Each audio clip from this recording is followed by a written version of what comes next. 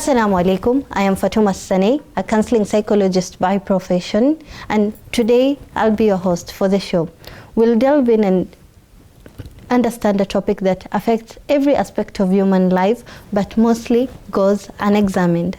That is emotion. We'll better understand how emotions shape our behavior and how better understanding our emotions and naming them will help reduce emotional reactivity and increase self-control. Remember a time where you were angry. You probably shouted, your body got tensed, or maybe even got aggressive because you felt your boundaries were either being crossed or your dignity threatened. Now look back at a time when you were happy. You probably engaged more, were more open to forming new connection and try out new things. These two scenarios illustrate how two different emotions, anger and joy respectively, directly affect our behavior. This is a clear indicator that emotions affect the quality of life we have, the quality of relationships we have in our lives, and the quality of our ibadah, because there is a type of emotion attached to our worship. And emotions are not just random disturbances. Emotions are biological signals that shows our body, that shows us. Emotions are not just random disturbances. Emotions are biological signals that show us our needs, values, and safety. Because if you are in the pursuit of something, there is an emotion attached to that pursuit. And if something you value is either threatened or taken away from you, there is an emotion that is attached to that specific event. Research shows that almost all the decisions we make have an emotional foundation. 90% of our decisions are based on an emotional foundation. Consider this. You might find yourself avoiding a situation because you're anxious and confronting another because you're mad, or withdrawing because you're sad. All of these are examples of how emotions directly affect our behavior, which obviously influence our decision making. Reflect on this. Emotions influence your intentions. Intentions shape behavior. Consistent behaviors form habits, and habits ultimately mold your character. This is a clear indicator that your emotional awareness shapes the trajectory of your life. For example, you might find yourself in a consistent state of avoidance where you're staying away from specific things or situations, unaware that your avoidance stems from the emotion fear, where you end up getting stuck in a cycle where your emotions are your master. You're basically led by your emotions without you even realizing it. But here is a game changer. A research done by the University of California known as affect labeling, which is basically naming your emotion.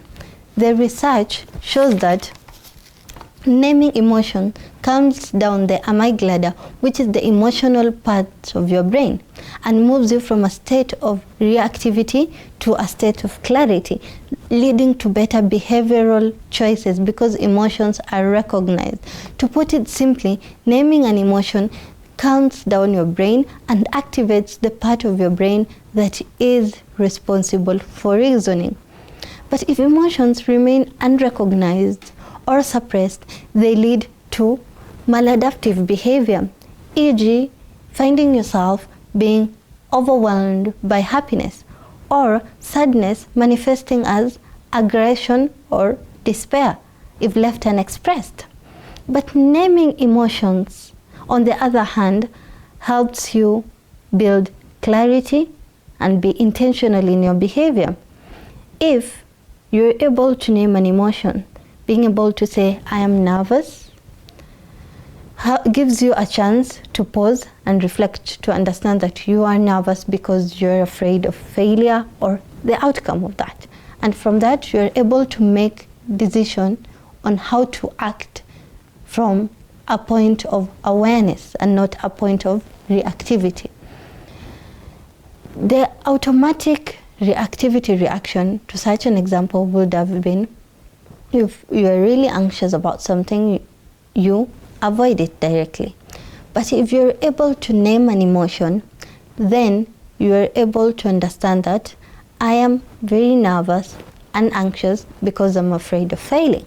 Then from there, you reflect and decide to try it out, because you'll never know the outcome if you're not trying it out.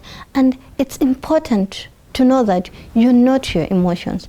Your emotions do not define you. Basically, your emotions are not your identity. Emotions are just experiences passing through you. And once you're able to understand that, you'll be able to let your emotions go through you without judgment. Here are some practical ways to help you move from emotional reactivity to emotional awareness. The first thing you can do is name an emotion. If you find yourself in a state where you really don't know what's happening, calm down and name the emotion. What am I feeling now? Then identify the trigger. What triggered the emotion? Is it a situation you were in, a place you went to? That will be able to help you, to give you context of the emotion that you are experiencing. Then 3, observe the emotion without judgment. Once you observe an emotion without judgment, you let it pass through you, because you don't need to intellectualize every emotion. And there are no good or bad emotions. Emotions pass through us, but what determines is how we respond to different emotions. And as Viktor Frankl said, between stimulus and response is a gap, and in that gap lies the power in which we choose our responses. We're not responsible for our emotions, but we are responsible for how we respond to the emotion. If you get an emotion today, you observe it and then take a moment to understand the emotion in order for you to be able to choose a response that will be good and align with the character that you are building. 4, write down strong emotional experiences. This is for you to take time to reflect on emotional experiences that push you out of character. Emotional experiences that make you react in ways that you normally don't react. Once you're able to track this down, you'll be able to have an understanding of areas, scenarios, people, and even events that make you react automatically.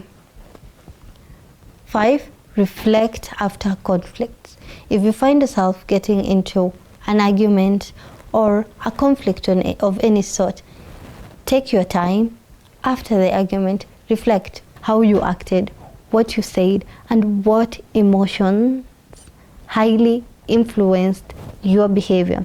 From that, you'll be able to have a clear understanding of who you are and how your emotions have been affecting your life, either unaware or with awareness. Once you're able to have this awareness of how your emotions are affecting your behavior, then you'll be able to set in a goal on how to improve your emotional awareness in order to improve your behavior, which ultimately improves your life. And inshallah, this is for all of us.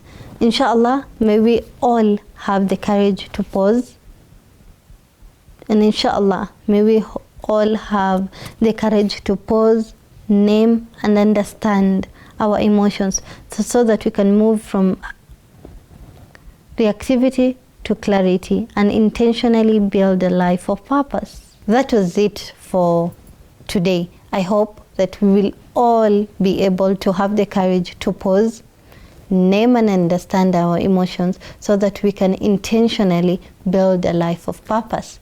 See you in the next episode, inshallah, as we delve into another topic.